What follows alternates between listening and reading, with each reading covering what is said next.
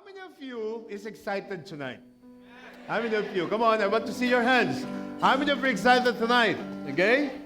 This is the second to the last of our series. And I want to thank God for His leading, no po?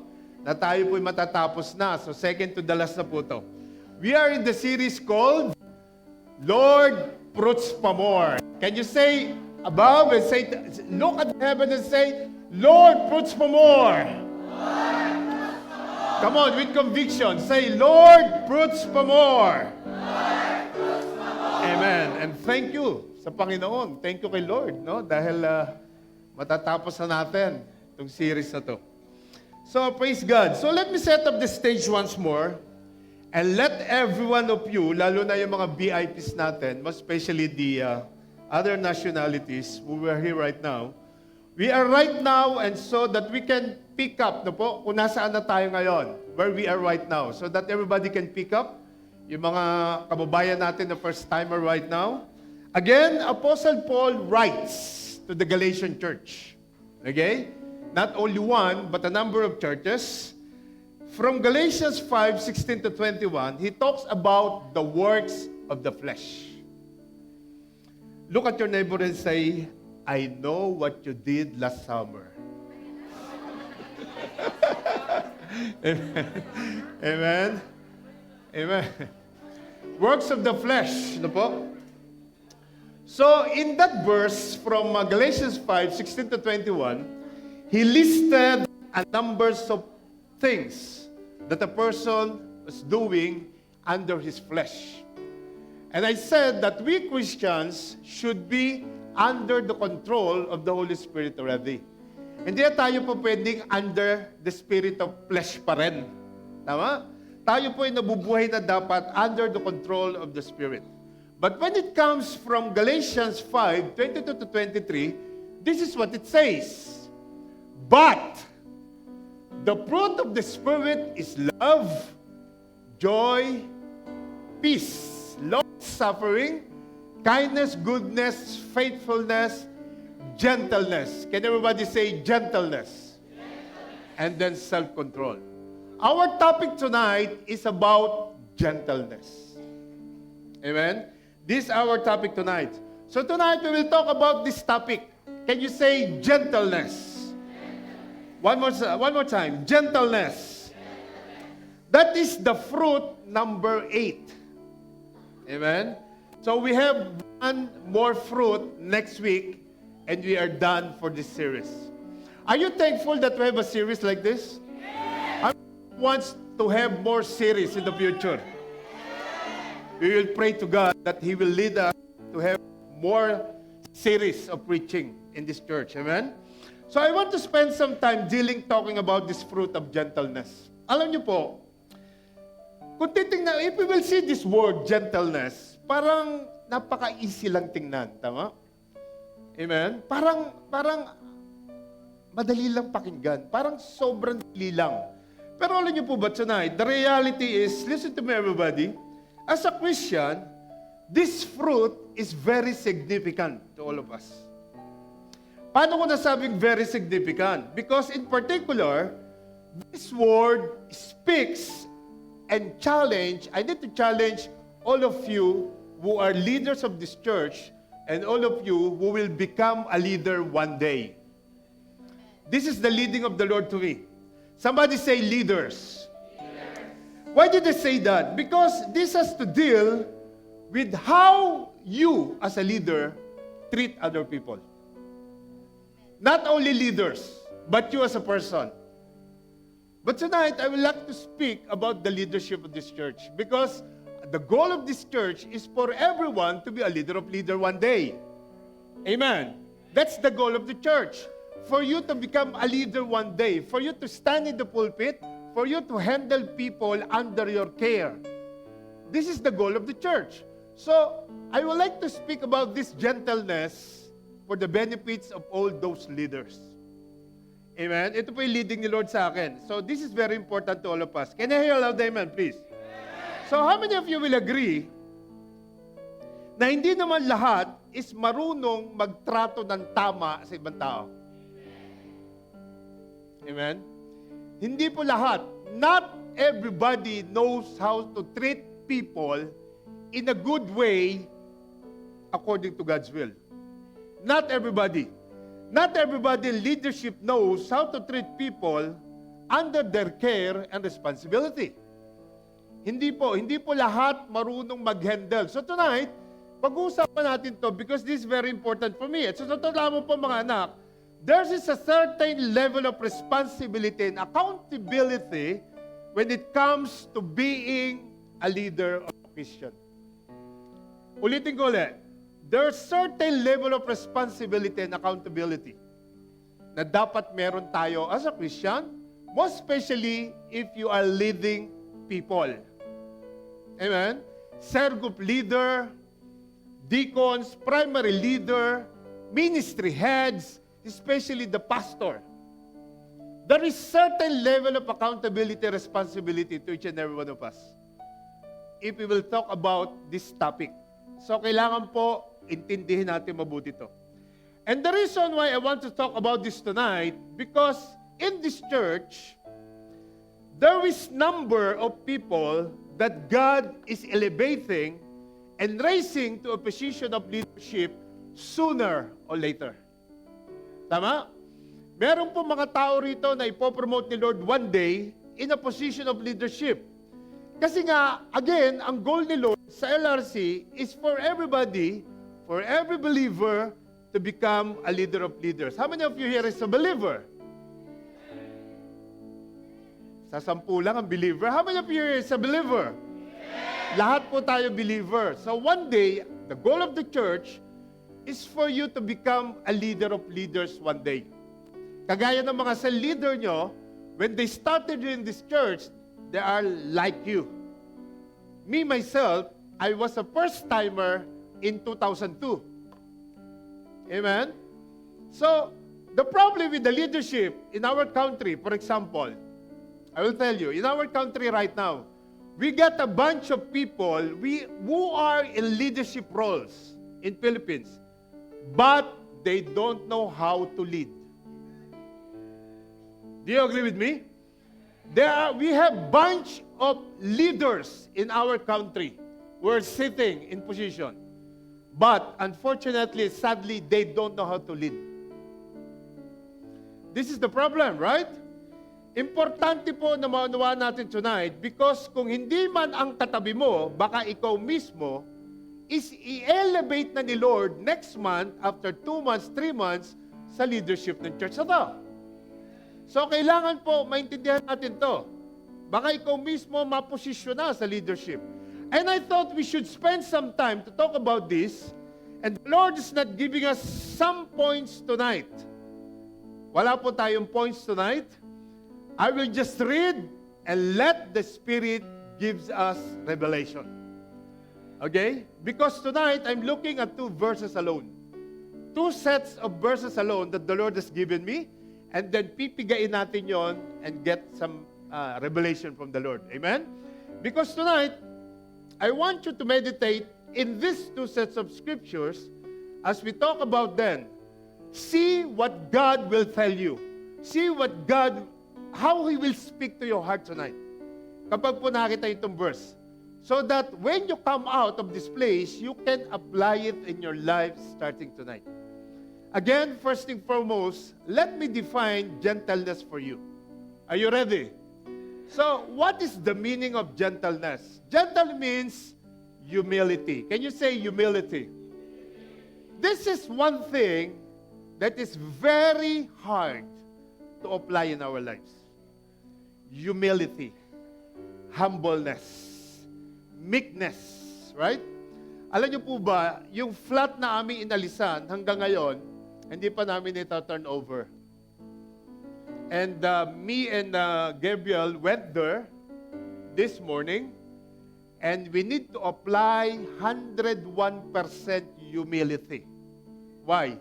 Because the person that we're dealing with, they thought that we are slaves of them. They treat us as slaves.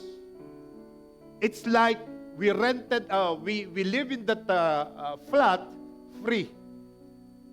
It's like we don't pay anything to them the way they treated us. So every time we will face them, we need to apply humility. We need to apply humbleness, you know? You know what I mean? Kailangan mo magpakababa sa kanila kasi mga tiga rito sila, amen? And another meaning of gentleness is without pride. Can you say without pride? Without pride. Dapat po ang isang Kristiyano, when you are in the presence of God or when you are having a relationship with God already, pride is eliminated already. Dapat wala ng pride. Dapat ang natitila na lang sa iyo, fried chicken. Wala na ibang pride. Amen? Are you with me? Alisin natin yung pride na yan. And the last meaning that I have is respectful. Sabi mga respectful. That's what the Greek word means, humility, no po? About gentleness. Humility without pride, respectful. So, it's how you treat people, how you walk with people, how you handle people without arrogance. This is the meaning of gentleness. Amen? How you treat your neighbor without arrogance. How you walk with people without arrogance. This is the meaning of gentleness. See, if you are a person without pride, for example, it means you treat people with a level of respect. Are you with me? Do you agree? Kung ikaw isang taong walang pride, you treat other people in a level of respect. Whatever condition or situation they have. Ano man ang kanilang pinag-aralan, ano man ang kanilang edad, you will treat them with respect. Because you are a person with gentleness inside of you. Hello. Are you following me? Narinig niyo po ba ako? Tandaan po natin tonight, God's love, humility. Ulitin ko ulit. God's love, humility. God loves humility. Ito pong mga taong without pride, itong mga taong may spirit of humbleness. Yan po yung gustong-gusto ng Panginoon. Can somebody repeat after me? God loves humility. Sabi mo sa katabi mo, God loves humility. That's what the scriptures teaches us. Galit po ang Panginoon sa taong ma-pride. God hates pride. Ayaw niya po ng taong ma-pride. Yung mga taong mapagmataas. Most especially if you are having a relationship with Him and serving Him. Ayaw niya po na mga anak niya is mapapride. Dapat yung spirit of humility, lagi po nating napapractice. Again, because God hates pride. Can I hear an amen? As a matter of fact, James says, sa book of James, God resists the proud but gives grace to the humble. Right? Ito po yung sabi ng James. Amen. And listen to this, everybody. When God says He give you grace, if He says He give you grace, that means God gives you the power and the ability to be everything He called you to be. Yun yung ibig sabihin nun. And do everything that He has called you to do. Narinig niyo po ba ako? Kapag kasi ikaw yung taong may humility, bibigyan ka ni Lord ng grace para magkaroon ka ng capability, ability to do yung mga bagay na gusto niyang ipagawa sa iyo at gawin yung mga bagay na gusto niyang gawin mo. Thank you, Lord, sa tatlong nag-amen. Lord, 10 na yung nag-amen. Lord, 25 na silang nag-amen. Amen? Parang hindi nyo naintindihan yung sinasabi ko kung di pa kayo paulitin ha. Amen? And listen to this, everybody. If you're humbled and you walk in humility, praise the Lord sa buhay mo. Tama? If you're humble enough. Dahil sa gabi ito, I want to challenge some of you. Why? Why? Because God called you to be a leader. God entrusted you to handle people. At yung hindi pa naghahawak ng people, one day, ganyan din kayo. Tama? And when you are a cell leader, where you are a ministry head, or if you're a pastor or whoever, meron kang inaalaga ang mga tao under you. Under your leading. Tama? At napaka-importante po nito because as a leader, you need to learn how to deal with opposition.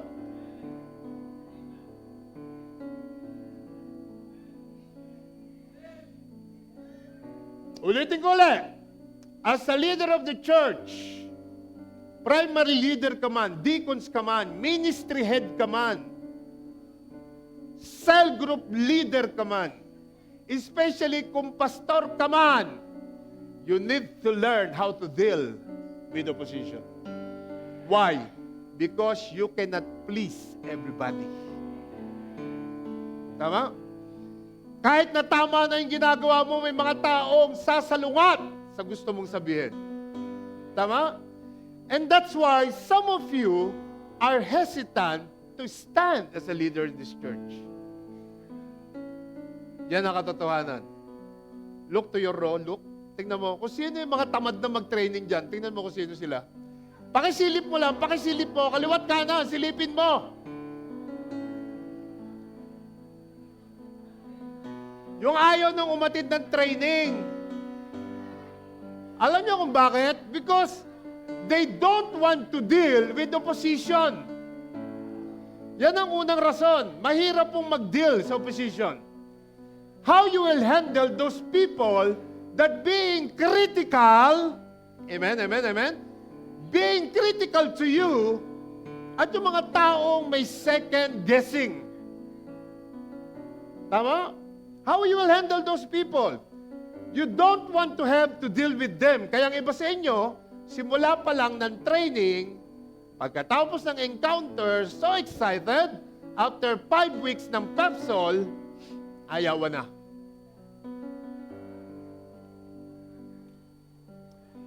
Amen?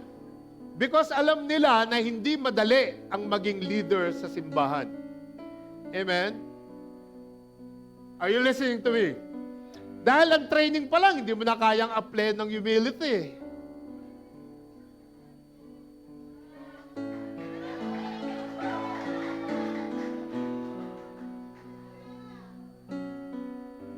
Sabi mo sa katabi mo, ilag, kapatid, ilag.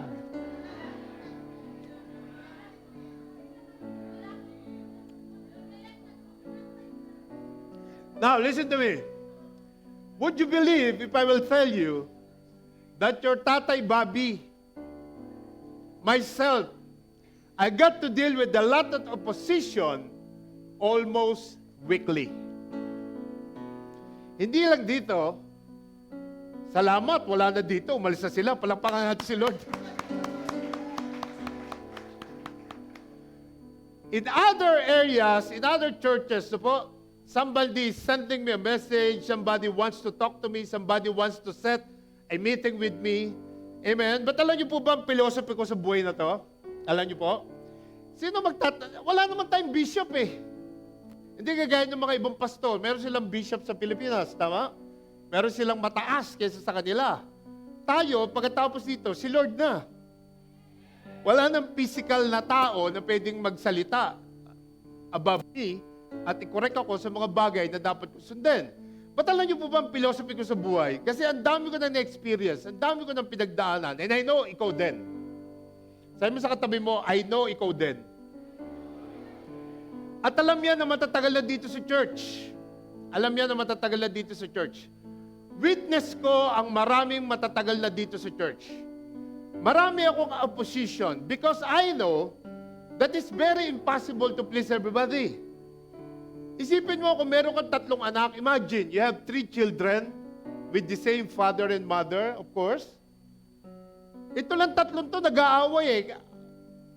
Kayo pa kaya? May hindi ko alam kung saan kayo galing na kultura. Tama? Hindi ko alam kung saan kayo galing na lugar. Tama? So, paano ko titiyakin na lahat kayo madadala ko sa isang espiritu? Eman po ba? So, my philosophy is, ito yung philosophy ko as a pastor. If my plan is what God had made for Life Harvest Restoration Church, at ito yung gusto ng Diyos, God would not choose me and promote me as a pastor of this church. Yun ang philosophy ko. Tama? Hindi po ako gagawing pastor ng Panginoon dito kung meron akong maling desisyon na ginagawa. Naintindihan niyo po ba ako?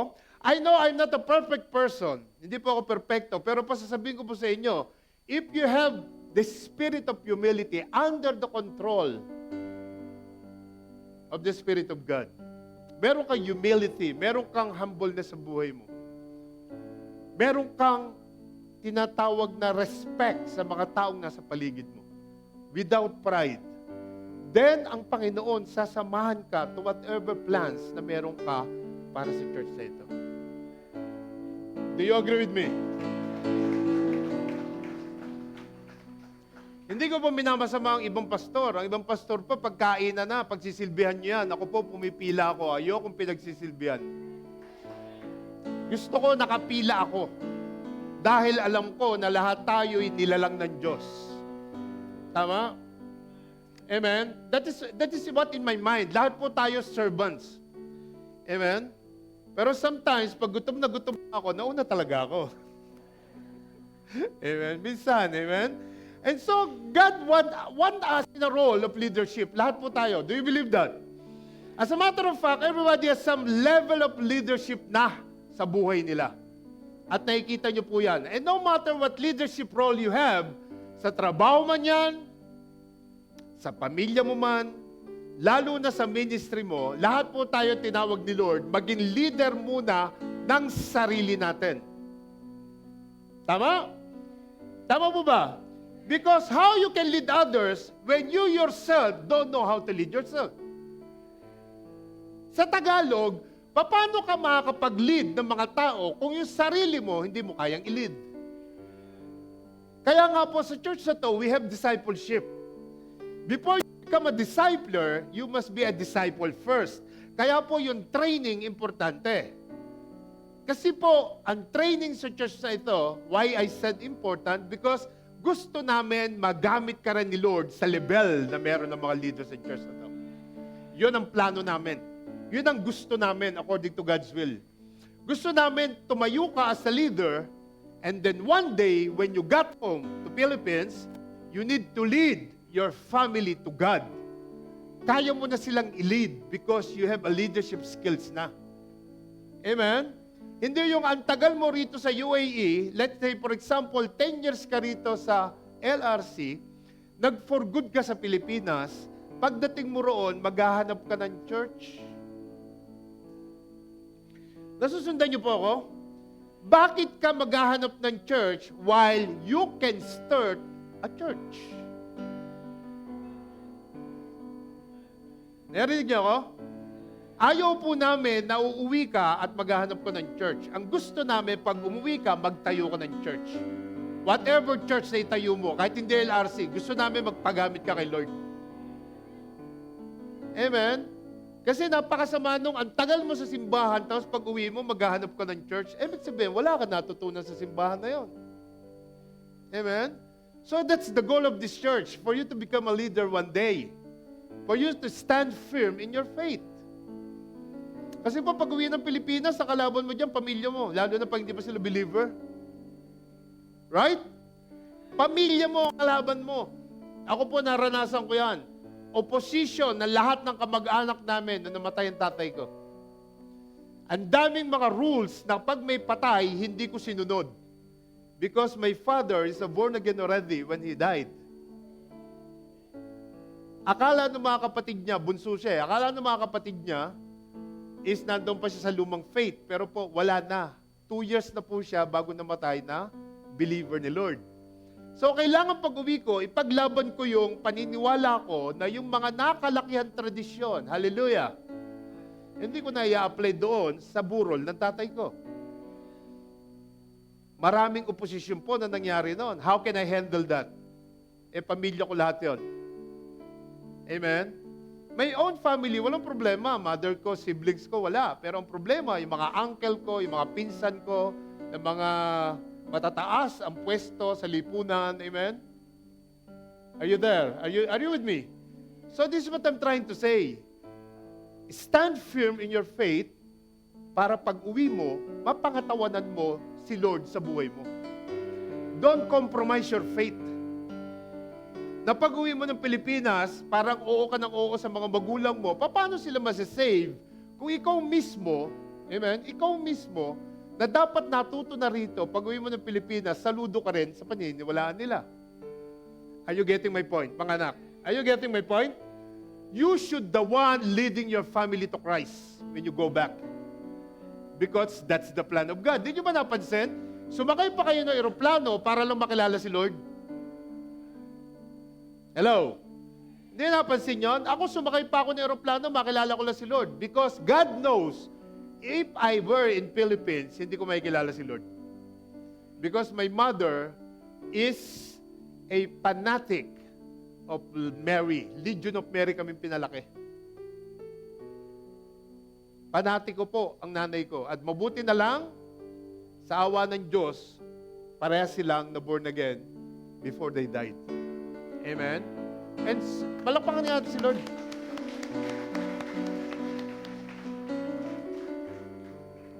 At ang experience ko sa pastor for more than 18 years, nakita ko that the problem with a lot of people, listen, even though they're in a leadership role already, sometimes they cannot believe themselves. Alam mo yun, nasa leadership ka na, hindi ka pa naniniwala sa sarili mo. Paano mangyayari yun? Because lack of application. Sabi mo ka sa tabi mo, lack of application. So again, how you can lead somebody else if you yourself hindi mo nililid? Tama? Now, tonight, as I mentioned earlier, meron lang akong 2 verses at pupunta tayo roon. Let me read from Galatians chapter 6, verse 1. This is what it says. Brethren, sabi niyo nga, brethren. Look at your neighbor and say, brethren. Look at her. If a man is overtaken in any trespass, you who are spiritual, restore such a one in a spirit of gentleness, considering yourself, lest you also be tempted. Grabe to. Wow, this is very, very profound to me. No? Ewan ko kung nabasa nyo na yan, pero po, nung na-meditate ko to, is napakaganda po nito pag-usapan. And why did I say that? Listen to me.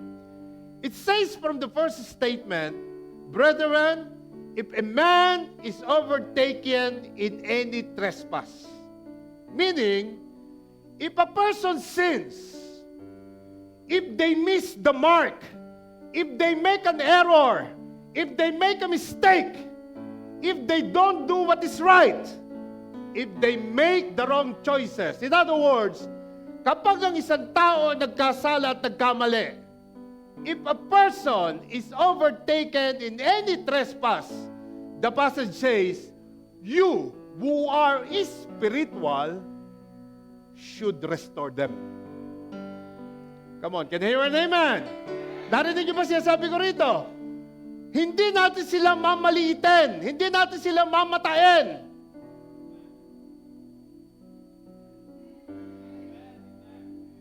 Yang katabi mo nagkasala, lilitin mo ba yan? Mamatayin mo ba yan? This is the meaning of this. And restore is a very important word sa verse na yan.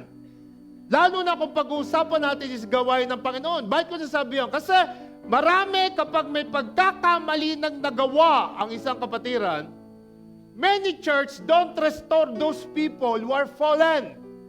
Instead, they killing them.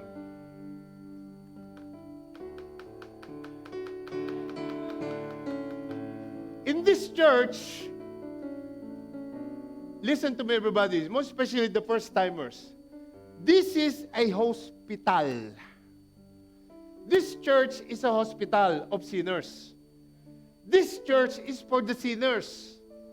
Don't come here and look around looking for a holy. We don't have holy here. The one holy is there only. Here you cannot find anyone holy. We are all sinners, and the reason why you're coming here every week is for you to be holy in the eyes of God. We are making everything that we can para po makarating tayo sa langit one day. Amen? Are you listening? So kapag may mga tao, ang sinasabi rito, brethren, if a man is overtaken in any trespass, sino man na magkasala, magkamali, sino man na nakawala doon sa tinatawag na kasalanan, na nagkasala, ano po, ibig sabihin, wag po natin silang papatayin sa kanilang paniniwala at pananampalataya sa Diyos. Ito po sinasabi niya. Marami po kasi may pagkakamali ng nagawa and many church don't restore them. Napakalinaw dito. You who are spiritual, tayo yon, tayo na may spirito ng Diyos, we need to restore such as one in the spirit of what? In the spirit of humility, in the spirit of respect, without pride. Na parang ang tingin mo, ikaw hindi nagkakamali. Hello, can you hear a loud amen, please? And the fact of the matter is, we disqualify them. We tell them that you're not allowed to come back in this church. Tama? We can stop them from doing the ministry if they're involved. That thing we can do. But we will never stop them to come back. We don't have the right to do that. We don't need the right to disqualify them. We tell them you can never come back. Amen? Hindi po, mali po yun. While we are condemning and killing them, somebody who made mistake, kung sino yung nagkamali, listen to this, the only difference, listen to me carefully, the only difference between you and the person who is guilty, alam nyo kung yun? Until now, you are not being caught.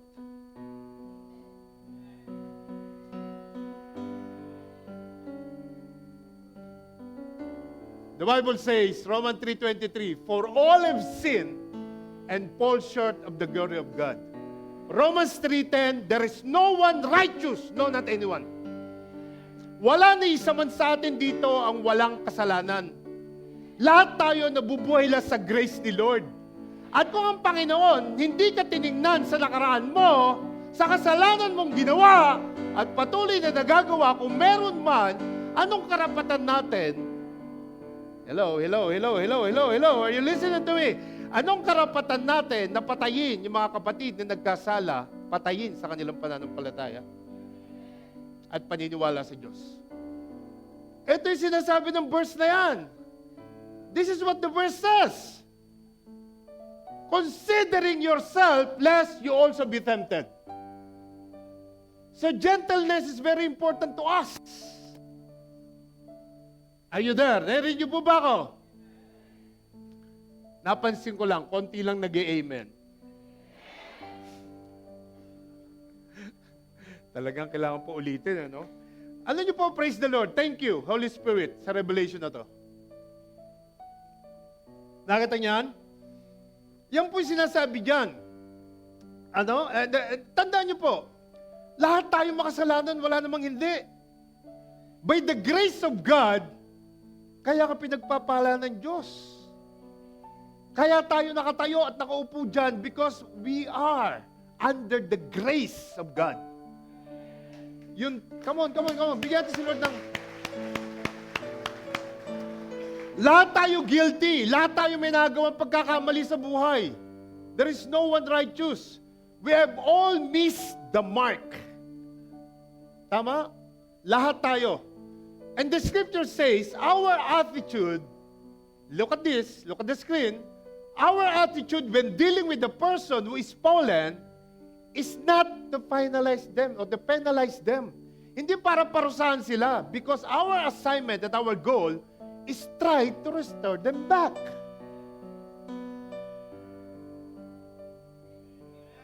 Narinig niyo po ako? Kailangan natin sila i-restore kung sila may nagkamali. And get them back to what God wants them to be. Amen? Paliwanagan natin sila. Ngayon, ang problema nito sometimes, when you speak to those people without gentleness, hello. Without gentleness, that is the problem. So, importante po na when we talk to kind of people na nagkasala, we need to speak with gentleness. We need to speak with humility. We need to speak without pride. We need to respect them. as the Lord respect you. Amen? As the Lord give us grace and tender mercies. Tama? Amen? Sa madaling salita, mga anak, restoration is the goal. And don't forget, that's why we are called Life Harvest Restoration Church. We harvest life.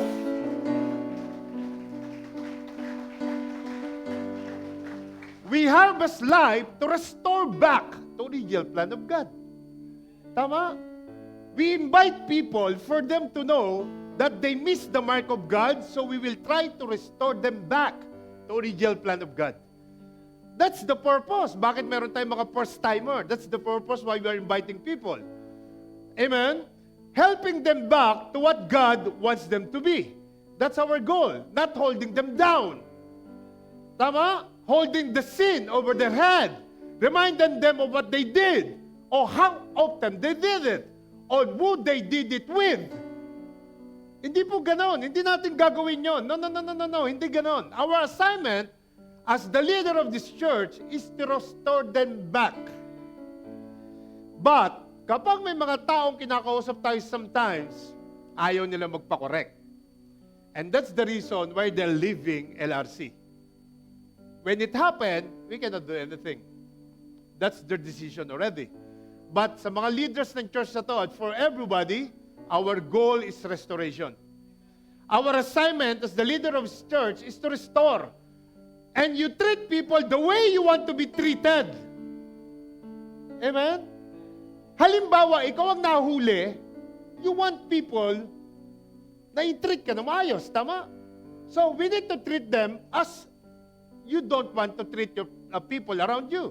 Kung ayaw mong itrato ka ng mga tao ng ganung bagay, itrato natin yung mga tao sa maayos na pamaraan din. Naririnig niyo po ba ako? Naririnig niyo po ako? So, gentleness is a very important po na topic dito sa pinag-usapan natin. And you cannot practice gentleness without the Spirit of God. Mahirap pong magpakumbaba. Napakahirap i-apply ang spirit of humility. Amen? Kasi ang problema ng marami, they act as they never done any wrong sa buhay nila. Na parang hindi na sila bagay sa planetang Earth.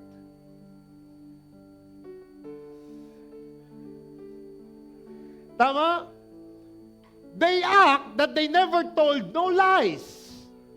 They act that never been someplace they shouldn't have been. Parang ikaw yung taong hindi nagsinungaling kahit minsan. Tama? Amen po ba? Well, I don't know to whom I'm preaching here tonight, but my Bible says, Romans 3:10, there is no one righteous, no, not anyone, as I said earlier. And my Bible says, Romans 3:23, that all of us is a sinner and falling short of the glory of God. Lahat tayo falling short of the glory of God. And that's what the text says. Tingnan nyo po. Tingnan po sabi rito. Sabi rito, you who are spiritual, restore such a one in a spirit of gentleness, considering yourself. Meaning, kung ayaw mong gawin yung mga bagay na gagawin nilang mali o nating mali sa ibang tao, kaya mong gawin sa iyon, huwag mong gawin sa iba. Are you listening? Kailangan po yung gentleness, Espiritu ng Diyos, yung gentleness, yung humility in correcting others. Pwede magkabalik yan kasi yan one day. Maaring ikaw naman yung nasa ganyan sitwasyon.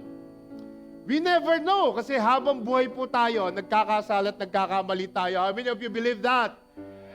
Habang buhay ka, meron ka nagagawang pagkakamali sa mata ng Diyos. So you need to repent every morning when you wake up. You need to ask for forgiveness sa lahat ng pagkukulang natin. Tama? Amen? So you need to treat people that way you want to be treated. How? With the spirit of gentleness. Yan po yung sinasabi ni Lord. Meaning, with humility, without pride, with respect. And that's what these church leaders do. We must do it like that. Amen? Are you listening to me? Sa totoo lang mga anak, I find that this passage is for church leaders talaga. Ang leading sa akin ni Lord dito is sa mga church leaders talaga and those magiging mga leader pa ng simbahan. Siyempre, hindi lang sa leaders, tayo mismo sa personal nating buhay, tama? Paano mo ina-apply yung humility na yan? Amen? Amen. Kasi po, importante na paano mo tinatrato yung mga tao sa paligid mo. Because the way you treat somebody else is gonna come back to you. Narinig niyo po ako? Ulitin ko ulit. The way you treat somebody else is gonna come back to you one day. Come on. Palakpakan natin si Lord. Kaya you need to apply the spirit of gentleness within you. Kailangan walang pride, kailangan very respectful tayo sa mga taong nakapaligid sa atin. That's how we do it as a Christian. As a born-again believer Christian. As a Bible-based Christian. Tama? Amen? Now, I will take you to another verse. Okay?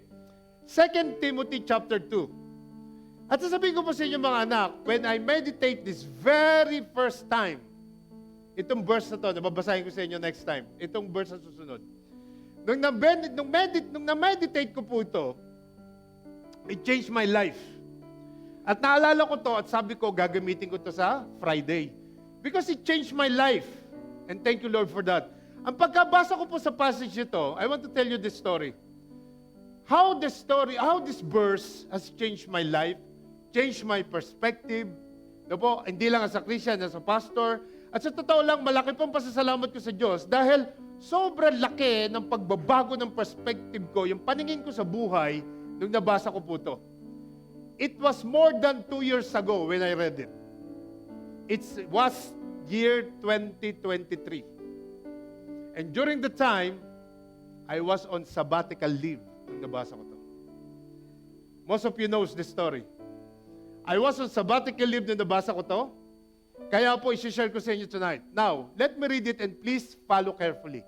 Sabi po rito, 2 Timothy 2:4, and a servant of the Lord must not quarrel, but be gentle to all, able to teach, patient.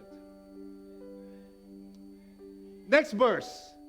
In humility. Can you say in humility? Correcting those who are in opposition. If God perhaps will grant them repentance so that they may know the truth. Paano daw i-correct yung mga taong nasa oposisyon? In humility. May mga taong kokontra sa'yo, may mga taong di maniniwala sa'yo, may mga taong maninira sa'yo, may mga taong iba-blackmail ka. But how you will correct them? In humility. Verse 26, and that they may come in their senses and escape the snare of the devil, having been taken captive by him to do his will. Now, ito pong 3 verses na to, nabasa ko po to noong 2023. At alam niyo po ba, it gave me a new perspective in how I will handle people in the church. Totoo po siya sabi ko sa inyo, hallelujah. This is very powerful for me, itong 3 verse na to. And thank you, Lord, for this word that niremind niyo sa akin. Alam niyo po, I was in the middle of persecution. Many of you knows that. People talking behind me. All my friends and close friends, pastors, they're all talking behind me. But you know what? Praise God, salamat sa Panginoon because these verses has changed my perspective. Nabago po ang perspective ko, nabago po ang pananaw ko, nabago po ang buhay ko rito. It changed my perspective as a pastor. It altered and affected my pastoral life. Amen? Nakita ko po na importante ang gentleness, ang humility, ang humbleness to whatever situation na pinagdadaanan mo. How I will pastor this congregation, how to handle the situation, everything has been changed by these 3 verses. Kung babasahin niyo po sa Tagalog yan, napakaganda niyan. And the Lord told me in those days, if you are a true leader, listen, if you are a true pastor, number 1, stop quarreling with anybody.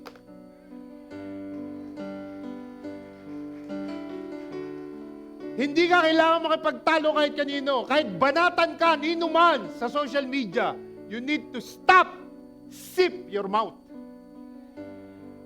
Yan ang pinakamagandang sinabi sa akin ng Panginoon. Even ikaw is normal lang na tao dyan na nakaupo, wala kang posisyon, wala kang nahawakan tao, I would like to tell you, pag may mga taong tumitira sa'yo, manahimik ka. Yun ang the best reply. Dahil kapag may bumanat sa'yo sa social media at binanatan mo pabalik, ako na magsasabi sa'yo, kinichismis mo ang problema nyo sa buong mundo. Amen? Amen. Come on, palakpakan natin si Lord. So number one, he told me, stop quarreling. And I will tell you, if you are a leader, you get to be mature enough to stop arguing and quarreling with someone. Tama? We need to stop it. Stop doing tit for tat. Alam mo yung tit for tat? Narinig niyo yung tit for tat? O, hindi natin pag-usapan ngayon, kung hindi niyo pa narinig. Tama? Dito yung ginagawa ng mga leaders supposed to be. Huwag po tayo makikipagtalo kahit kanino. Because you know yourself na meron kang Diyos sa buhay mo. Amen? Whatever happened. And that's the challenge to everybody. That's the Spirit of God took me to this verse. No? Yun po yun. And it says, if you're gonna be a servant of the Lord, ano sabi diyan? Stop quarreling with all. Stop quarreling with them. And then he said this, but be gentle to all. With the help of the Holy Spirit. Amen? The help of the Holy Ghost for you to be gentle. Are you following me? Hindi po kasi madaling practicein ang humility. Hindi po madaling practicein ang mawala ang pride. Lalo na kung ikaw is nasasagasaan ng emosyon mo. Tama? Nasasagasaan ng kalooban mo. Mahirap pong mag-respect sa ibang tao. But tonight, the Lord is trying to teach us to stop quarreling with them and be gentle to all. Hindi madali ito, kaya 4 lang ang nag-i-amen.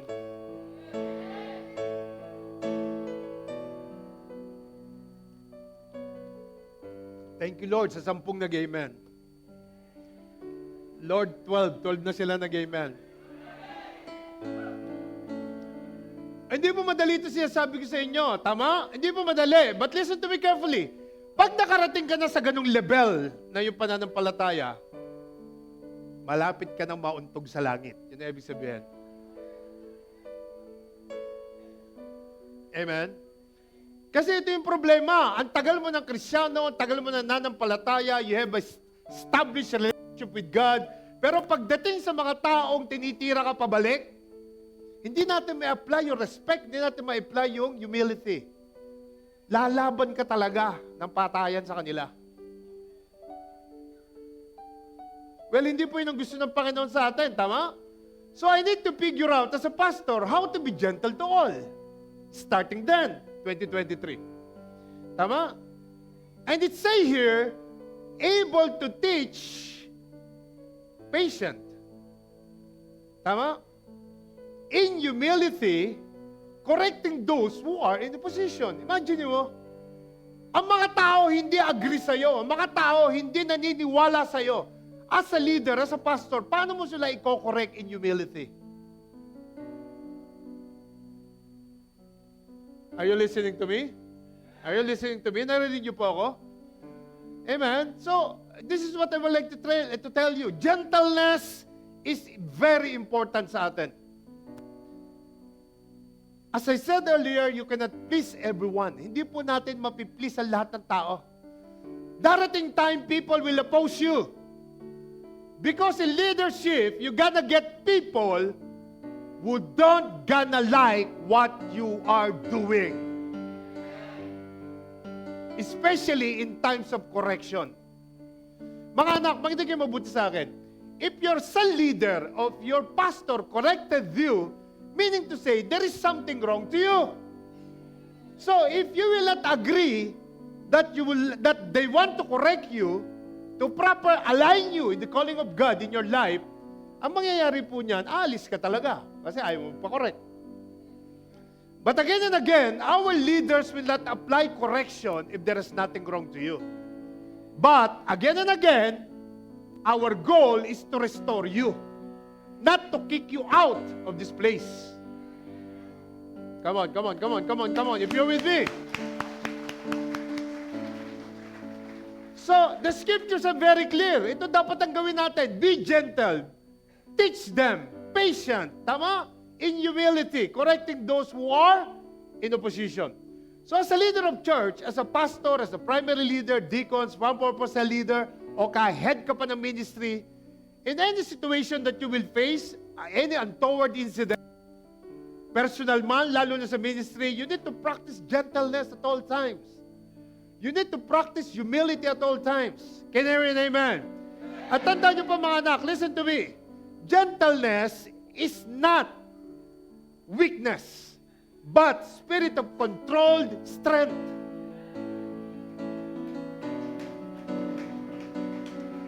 Hindi po kahinaan ng humbleness, hindi kahinaan ng humility. Pinipigil mo yung sarili mo sa mga bagay na hindi dapat mangyari. Kasi when a person is out of control, without humility, without meekness, yung ma-pride ng tao, Diyos ko po, marami kang makakabangga sa buhay mo. Marami. Sa parking lang eh. Pag in-overtaken ka lang eh, kung wala kang humility, hahabulin mo talaga eh. Kasi punong-puno ka ng pride, hindi ka papayag na in-overtaken ka. Sometimes, i-check mo rin yung takbo mo. Baka nasa highway ka, tumatakbo ka lang na 80, overtaken ka talaga na. Tama?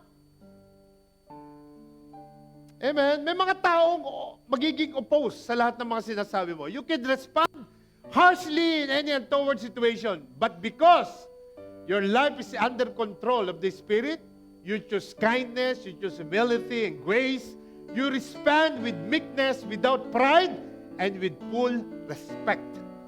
Ito po yung gusto ng Panginoon sa atin tonight. Ito yung tinuturo ni Lord sa atin. Ito yung pangwalong gift ng Spirit na gusto niya matutunan mo. And the whole point is that, listen to me, the Holy Spirit challenged me with these sets of verses kanina. Challenge po ako talaga. So it changed my mind and it changed my heart. So, ang gusto ni Lord, paglabas mo rito, magpa-challenge ka rin. Tama? God will tell you what you need to do kapag nagpa-challenge siya sa Panginoon. It's not to quarrel, it's not to have fight. So you need to practice humility. Be patient, be humble in any situation. Tama? Itaas mo kay Lord, ipag-pray mo kay Lord. Amen? Pero tandaan nyo, in every struggle na meron ka, alam mo yan, may kapalit yan. May kapalit na victory yan. Paulit-ulit ko sinasabi sa inyo. Kaya nga sabi ko kay Gab kanina, nung galing kami sa office, Gab, okay lang yan. Sige, nakailang balik na tayo dito. 3 beses na, nakadalawang maintenance na tayo sa flat, tayo pa rin nila tanggapin. Okay lang yan. Magiging victorious pa rin tayo in the end. Tinetest ni Lord yung patient natin sa Christian. Tama? Sabi ko nga kay Gab, ang hirap maging pastor eh. Ang hirap talaga. Tama? Kasi you need to practice it. Even yung mga taga rito ang kaharap mo, you need to practice it. Tama? Even si Pero na ang kaharap mo, papractice mo pa rin yun. Tama po ba? Kaya po mula nag-start ako maging pastor, nararamdaman mo talaga yung galaw ng Panginoon sa personal mong buhay. Why? Because of this Spirit. Gentleness must remain in you. Sabi mo sa katabi mo, gentleness must remain in you. Lalo na kung primary leader ka, lalo na kung deacons ka, one-purpose, even workers ka ng church. Lahat tayo LRCians. Nakikinig ka sa online. Lahat po tayo kailangan may spirit of humility sa buhay natin. Amen? And I'm not talking about church leaders alone. Lahat po tayo. Sabi mo sa katabi mo, kasama ka ron. Kasi as I said earlier, one day magiging leader ka. And you will not go anywhere if you will not learn how to be gentle with people. How to show kindness with other people. how to respect and care for them. Can I read amen? Now, before I close this, let me read once more verse 25 and 26. Because there is a message here from the Lord that He revealed to me. Basahin ulit natin 25 and 26. Sabi po rito, in humility, sabi dyan, correcting those who are in opposition. And if God perhaps will grant them repentance, kinorek mo in humility, nagrepent yung tao, so that they may know the truth. 26. And that they may come to their senses and escape the snare of the devil, having been taken captive by him to do His will. So anong ibig sabihin nito sa inyong gabi? Sa atin sa gabi ito? Here is what it means. If somebody opposes you, if somebody, whether that people next to you, your left and right, if somebody opposes you and you are in the role of leadership, when you respond the right way to them, ano ibig sabihin? When you do the right thing, when you treat them with the right spirit and the right attitude, here's what the verse says. Makinig kayo mabuti. God says, as a leader, you respond the right way and I'll take care of your battle. Sabi ni Lord, you respond to them in the right way with gentleness, and me myself, sabi ni Lord, I will respond to your battle, I will correct their thinking, and turn the situation in your favor. Yon ang sinasabi ni Lord dyan. Amen? Yan po sinasabi ni Lord. Sabi mo sa katabi, high five mo yung katabi mo, sabi mo sa kanya, sabi mo, alam ko na ang gagawin ko simula bukas. Sabi mo.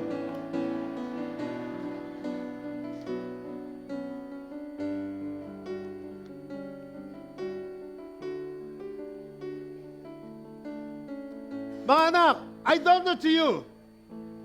Listen, I don't know to you, but me, myself, I want God to fight my battles. Right? I want Him to bring correction to it. I want Him to make a change. Amen? Because if God step in, tandaan nyo ha, kapag si Lord nakapasok sa situation and make a change, when God fights your battle, when God touches the heart, when God changes a person's heart, when God does it, sasabihin ko po sa inyong lahat, sasabihin ni Lord, anak, it's done deal. Tapos na. Ako bahala sa sitwasyon niya, ako bahala sa leadership skills mo. Akong bahala sa buhay mo. Akong bahala sa ministry mo. Because you act on the right way. Tama? And all God was saying to us is for you to treat them in the way you're supposed to treat them. Kasi yun ang gusto ni Lord. Treat them with gentleness, and God says, I will got your back. Yan po yung kabuuan niyan. Yan ang sinasabi ng Panginoon. Hallelujah. Ito po mga verses na to, nagpabago ng pananaw ko bilang isang pastor. You need to do what the Lord wants you to do. Hindi ka pwedeng ma-act above sa gusto ng Diyos. Hindi mo pa pwede. Napakahirap po pag ganon. So, you need to have a new perspective from God. Binago niya the way I treat people. Nilagay niya sa puso ko that I need to treat people with gentleness. Kailangan po yun eh. Kasi sa totoo lang, may mga taong sinusubok sometimes ang nerves mo, di ba?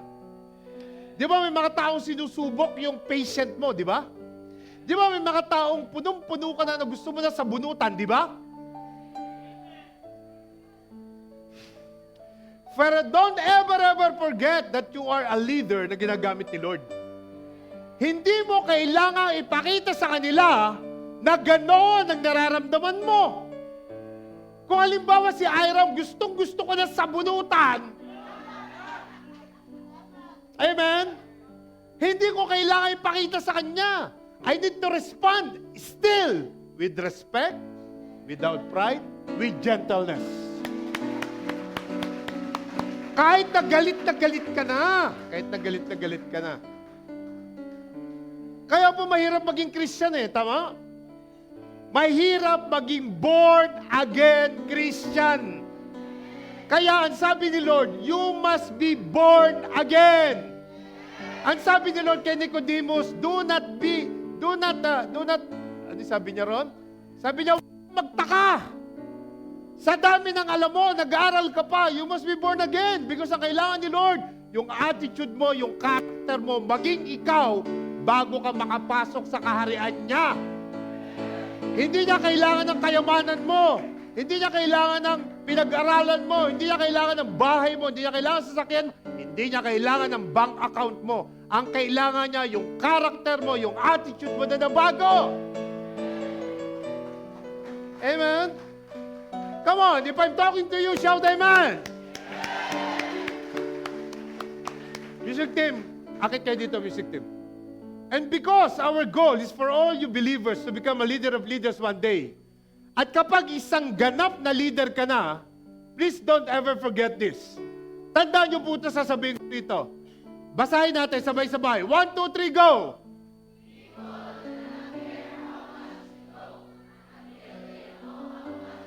Ayan!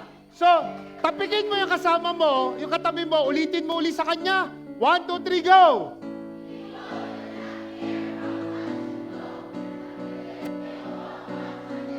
Amen! Amen! And to care for your people as a leader is part of gentleness. Amen? You treat them in humility, without pride, and full respect, not with that kind of attitude na hindi gusto ng Panginoon sa atin.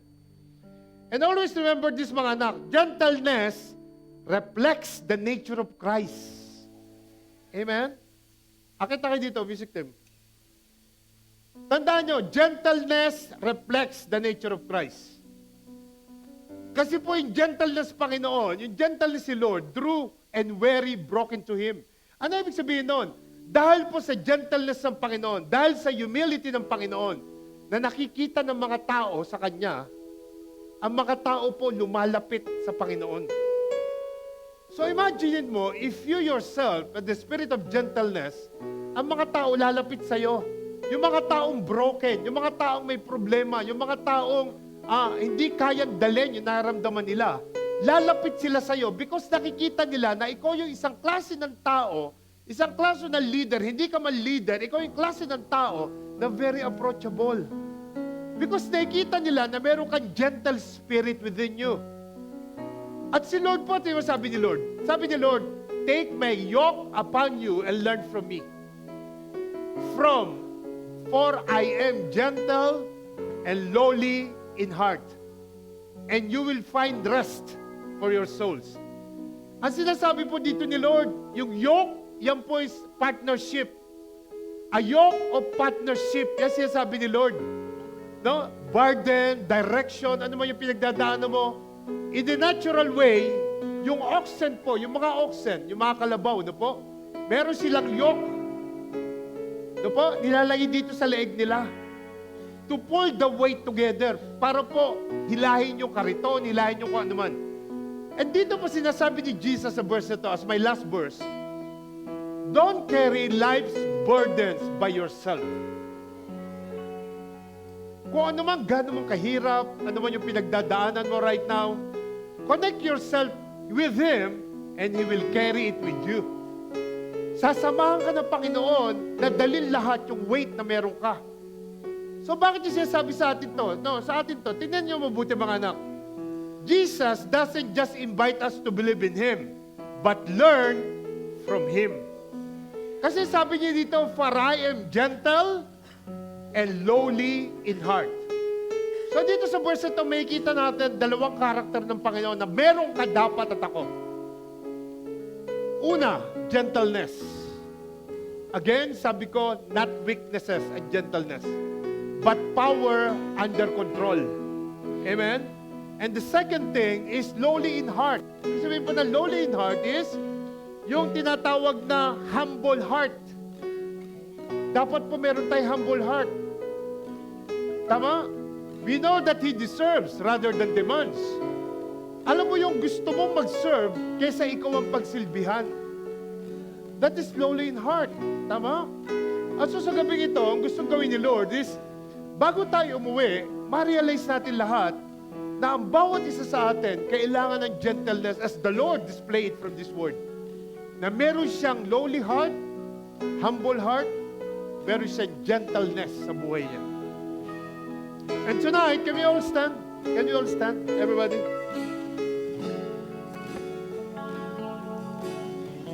Meron pa po isang verse, isang slide. Ang sabi rito, when we choose to walk in gentleness, under the control of the Spirit, we are living out the character of Jesus, making visible in us. Amen? So ano po ibig sabihin ni Lord John? So tonight, as we worship the Lord, as we sing to the Lord, kagaya ng lahat din natin ginagawa, when we worship the Lord, I want you to sing it from your spirit. I want you to sing it like you are praying to God. At dito po sa kakantahin natin, gusto ko pong tingnan nyo mabuti kung paano tayo lalabas sa lugar na ito na dala-dala na natin gentleness. Dala-dala na natin spirit ng humbleness. Kung ikaw man yung taong kausap ko kanina hanggang ngayon, lalabas tayo sa lugar na to na meron ng humility sa buhay natin. Father in heaven, nagpapasalamat kami sa inyo, Panginoon, sa gabing ito, Lord. Muli, Panginoon, salamat sa revelation niyo sa amin, Panginoon. Holy Spirit, I thank you dahil po, Panginoon, kayo ang source of our knowledge, wisdom, and understanding. Tonight, Holy Spirit, as we worship the Lord, I want you to open up the spirit of everyone, the spirit of their heart, Panginoon, the spiritual heart that they have, for them to receive the word that they heard tonight. Buksan niyo ang puso namin, Panginoon. Hayaan niyo, Panginoon, na kayo maghari sa gabing ito. Na bago kami lumabas, minsan pa, Lord, maramdaman namin ang presensya niyo. Salamat po. Maraming salamat po. We entrust to you everything tonight, Lord. We worship you. We glorify your name. We lift up your name in this place. Hallelujah. Come on, let's sing it. Change my heart, oh God. Come on, sing it, sing it. Make it ever true. Change my heart, oh God. May I be like you. Change my heart, oh God. Come on, taas natin kamay kay Lord. Hilingin natin ito ng buong puso. Come on. Make it ever true. Change my heart, oh God. May I be like you. You are the Father, Lord. You are the potter, and I am the clay.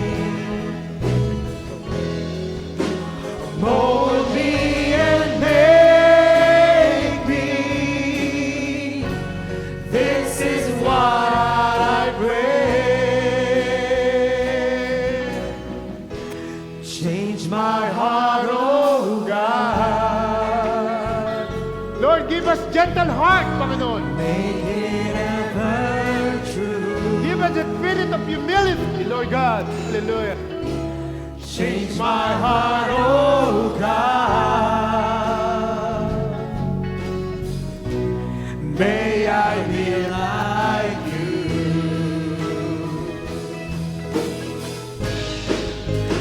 You are the potter, and I am the clay. Mold us, Lord God. Mold me and make me. This is what I pray.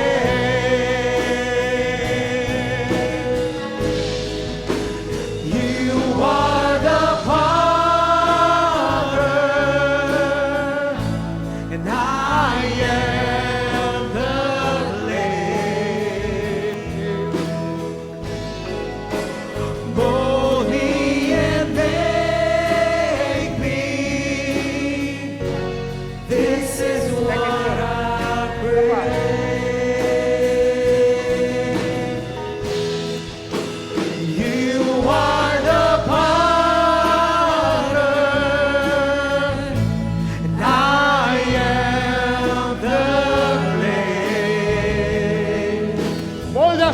God.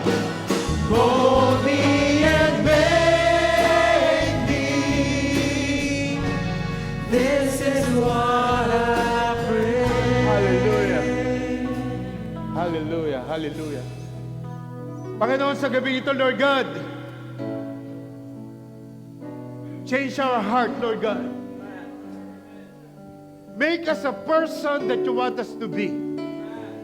And tonight, as we continue to worship you, let your Holy Spirit fall upon in this place, Lord God. Let your Holy Spirit renew our lives, renew our heart, renew us as a person that you want us to be in Jesus' name. Lord, we will continue to worship you. Let your Holy Spirit be in control of our lives tonight. We surrender our life to you, Lord. Fall afresh, fall apart in this place. Hallelujah. Come, Holy Spirit. Come on, ask the Holy Spirit. Fall afresh on me. Ask the Holy Spirit, ask the Holy Spirit. Fill me with your power. Satisfy my needs. Only you can make me whole. Give me strength to make me grow. Come, Holy Spirit, fall afresh on me. Mga anak, listen to me carefully. Kung sa tingin nyo yung mensahe para sa'yo, I want you to come up here. Habang kinakanta natin itong kanta to, the Holy Spirit will help you. The Holy Spirit will touch you. The Holy Spirit will convert your heart. The Holy Spirit will give you a new heart. That when you come out of this place, that spirit of humility is hindi na mahirap para sa atin. Magagamit mo, may apply mo sa buhay mo yan. Come on, as we continue to sing this song, I want you to come up here. Come on, everybody, wag po kayo mahiya. Let the Holy Spirit fill you right now. Come on, thank you, Lord. Come, Holy Spirit. Come on, ask the Holy Spirit right now. Come on. Fall afresh on me. It is important that we have the spirit of humility within us. Fill me with your power. Step forward, please. Step forward. Satisfy my needs. Hallelujah. Thank you, Lord. Thank you, Lord. Thank you, Lord. Only you can make me Come on, whole. worship Him, worship Him. Give me strength to make me grow. Come, Holy Spirit, fall afresh on me. Come, Holy Spirit. Ask the Holy Spirit. Ask the Holy Spirit to fill you tonight. Ask the Holy Spirit to fill you tonight. Come on, everybody. Fill me with your power. Satisfy my needs. Only you can make me whole. Give me strength to make me grow. Come, Holy Spirit, fall afresh on me. Spirit, move in your Hallelujah. temple. Hallelujah. Yes, Lord. Spirit, move. Fill your people right now. Fill your people right now. Hallelujah. Spirit, move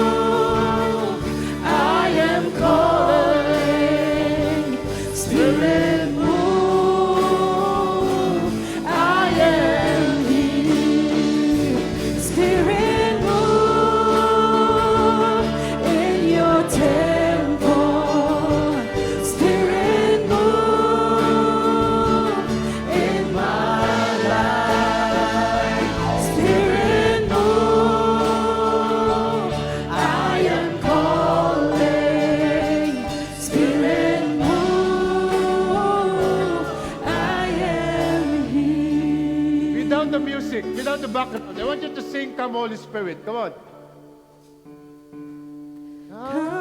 Come on, ask Him. Spirit, Ask the Lord to fill you tonight. Come on, everybody. Ask the Lord. fall afresh on me. Sige, open up your mouth. Open up your mouth. Come on, everybody. Fill me with your power. Satisfy my needs.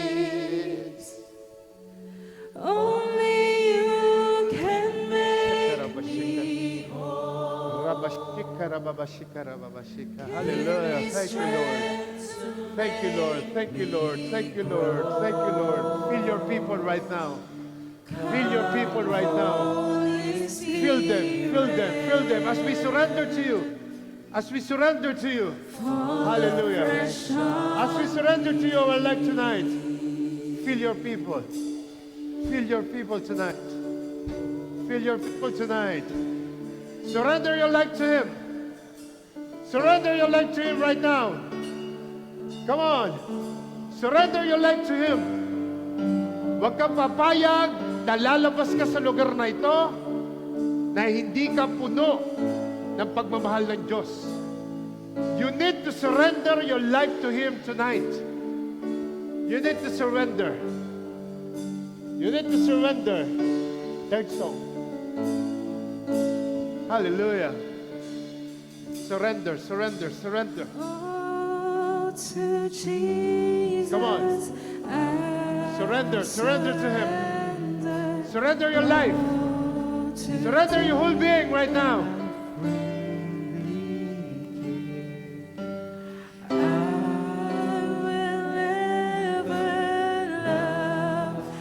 Trust Him in His presence daily live.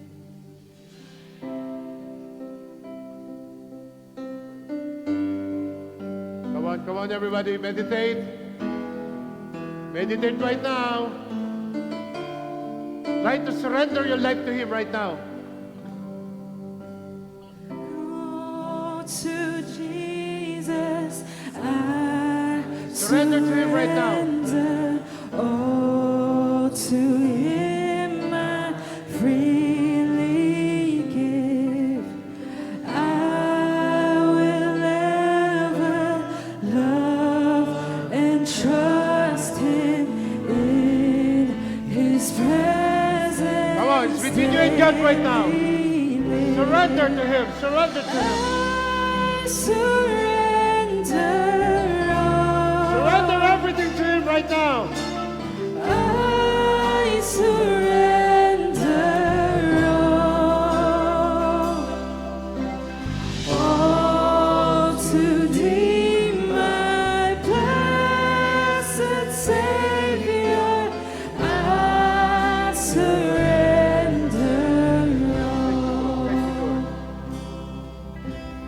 all to Jesus. Taas yung dalawa kamay niyo kay Lord. Sige, surrender natin lahat kay Lord. Pagtaas ang dalawa kamay mo, it's a sign of surrender. It's a sign of surrender. It's a sign of surrender right now. Worldly pleasures all forsaken. Take me, Jesus, take me now. Surrender to Him. I surrender all. I surrender all. All to Thee, my blessed Savior. I surrender all. I surrender Let the Spirit of God fill you tonight. Hindi ka uwi. Surrender your life to Her. Siya ang maghahari sa buhay mo sa The Spirit of gentleness will be with you as you allow the Spirit to Thee, fill you. my blessed Savior, I surrender all.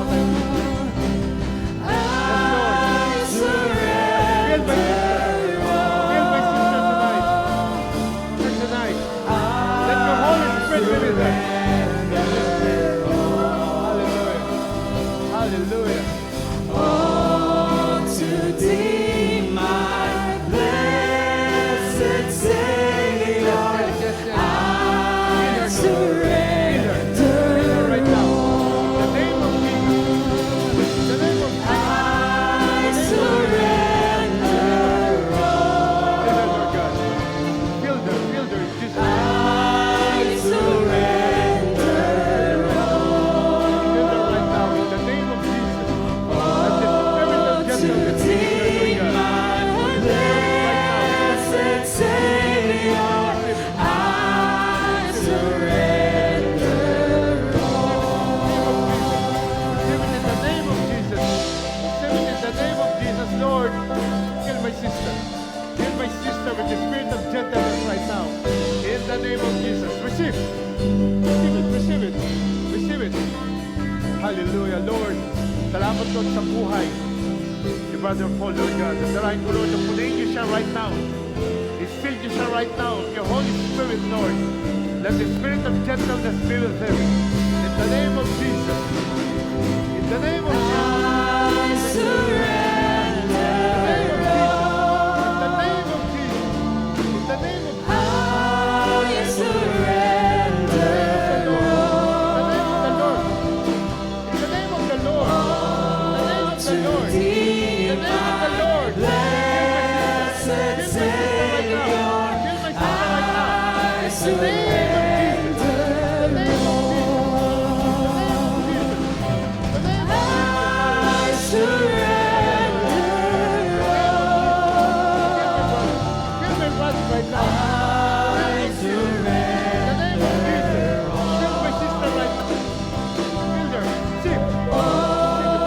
to thee, my blessed Savior, I surrender.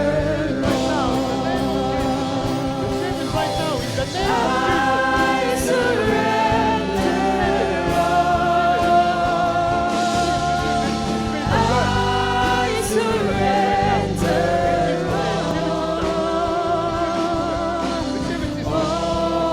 To thee, my blessed Savior, I surrender.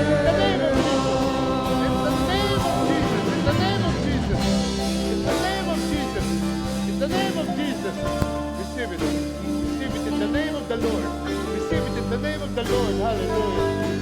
Receive it in the name of the Lord. In the name of the Lord. In the name of the Lord. Tayo ka, tayo ka, tayo ka. Tayo ka. Yes, Lord. I pray that you will receive. I pray that you will bless me, Father.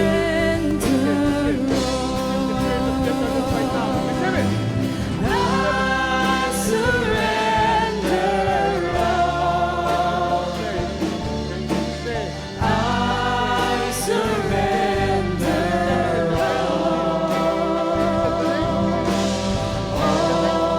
To thee, my blessed Savior, I surrender.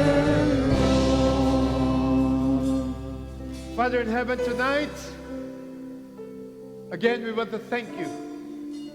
We know, Lord God, that the spirit of gentleness is not that easy to take right now, but with the power of your Holy Spirit, but the desire of everyone, Panginoon, papracticein namin ang gentleness, the spirit of humility, simula po sa gabi ito. Lord, we will continue to submit to the works of the Spirit in our lives, Panginoon. Na sa gayon, patuloy kaming maging kami na gusto nyo, Panginoon. Yung tao na gusto nyong maging kami, Panginoon. At sa gabing ito, Lord God, hindi lang mga taong lumapit sa harapan, Lord. Pagpalain nyo lahat ng mga taong nandito sa gabing ito, Lord God. At bigyan nyo kami ng pagkakataon na malakaran ang assignment, ang purpose, and calling nyo sa buhay namin, Panginoon. We will continue to praise your name, Lord God. We will continue to glorify your name because of your goodness and your faithfulness sa buhay namin, Panginoon.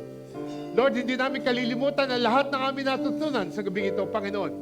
Bagkos kami po ay gagalaw according to your word na amin narinig tonight. Hindi namin titingnan ang kamalian ng tao sa paligid namin. Bagkos, Tutulungan namin silang ma-restore back according to your will and according to your purpose. Panginoon, we thank you for your trust to us.